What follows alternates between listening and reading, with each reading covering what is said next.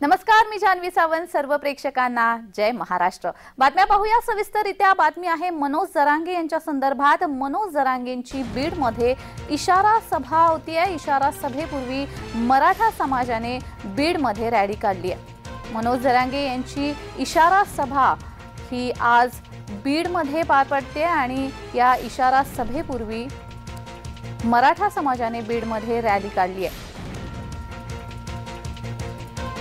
आपण ही दृश्य पाहू शकतो. बीडमध्ये मराठा समाजाची ही रॅली सुरू आहे. मनोज जरांगे यांची इशारा सभा बीडमध्ये होते आणि या सभेपूर्वीची ही बीडमधील मराठा समाजाची रॅली आहे. मनोज जरांगे यांच्या स्वागतासाठी बीडमध्ये ही रॅली काढली जाते. 24 डिसेंबरचा अल्टिमेटम मनोज जरांगे यांच्याकडून देण्यात आलेला आहे सरकारला आणि यापूर्वी बीडमध्ये ही इशारा सभा होती आहे. मनोज जरांगे हे राज्यभर सभेचं आयोजन करत आहेत. मराठा समाजाला एकवटण्यासाठी, मराठा आरक्षणासाठी मनोज जरांगे यांचे दौरे सुरू आहेत आणि आज बीडमध्ये मनोज जरांगे यांची इशारा सभा होतीये आणि या सभेच्या पूर्वी ही रॅली काढण्यात येते. मराठा समाजाकडून ही रॅली काढण्यात येते.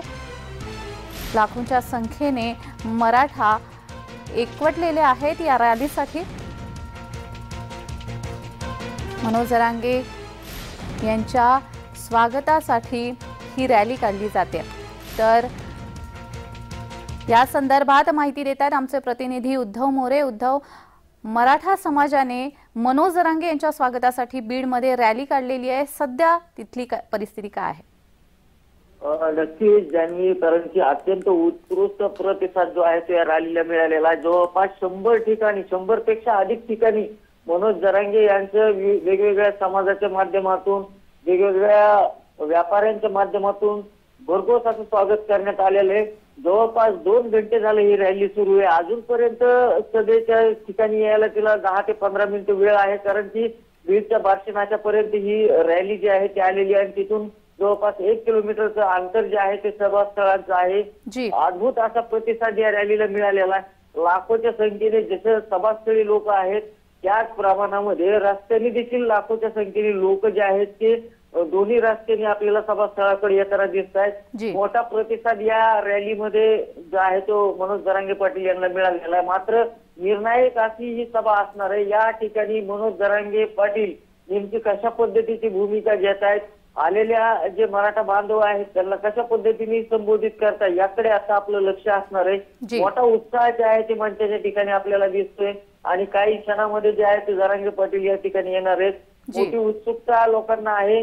मात्र ज्या पद्धतीने जरांगे पाटील एक भूमिका जाहीर करणार आहेत, नेमकी कशा पद्धतीची भूमिका ते जाहीर करतात याकडे लक्ष असणार आहे. जी नक्कीच खूप मोठा उत्साह दिसून येतो आहे. आणि साधारण किती वाजेपर्यंत सभा सुरू होईल? नक्की जान्हवी, कारण की आता 1 किलोमीटरचं जे रॅलीचं आणि सभास्थळाचं 1 किलोमीटरचं अंतर जे आहे ते अंतर बाकी आहे. जवळपास 15 मिनिटांमध्ये जरांगे पाटील या सभास्थळी दाखल होतील आणि त्याच्यानंतर 10 ते 15 मिनिटांमध्ये जे आहे त्यांचं भाषणाला त्यांची सुरुवात होईल, कारण की दुसरं कुणाची या सभेमध्ये भाषण होणार नाही. एकमेव जरांगे पाटील आहे की जे की सगळ्यांना संबोधित करणार आहे. त्याच्यामुळे जास्त उत्सुकता आता राहिलेली नाहीये. 10 ते 15 मिनिटांमध्ये जरांगे पाटील यांचं मंचाकडे आगमन होईल. जी नक्कीच उद्धव, आम्ही तुमच्याकडनं या संदर्भात माहिती घेतच राहू. तुर्तास धन्यवाद.